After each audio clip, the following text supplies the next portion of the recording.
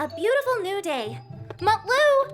Hey, Mutlu! Wake up, it's morning! You were gonna help me tidy the stones that we picked from the garden yesterday. Come on, wake up, Mutlu!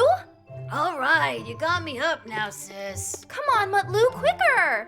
I'm behind you. The weather is perfect, let's not miss it. Good morning, Mommy. Good morning, Neşe. Good morning, Mutlu.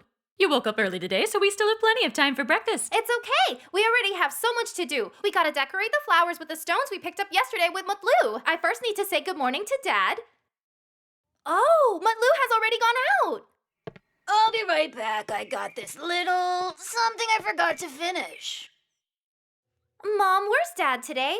He went to his telescope spot again last night, so if he's not in the room, then he's in the van and must have fallen asleep while working.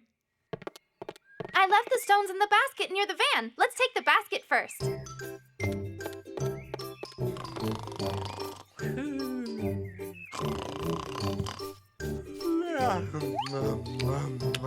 Good morning, Daddy.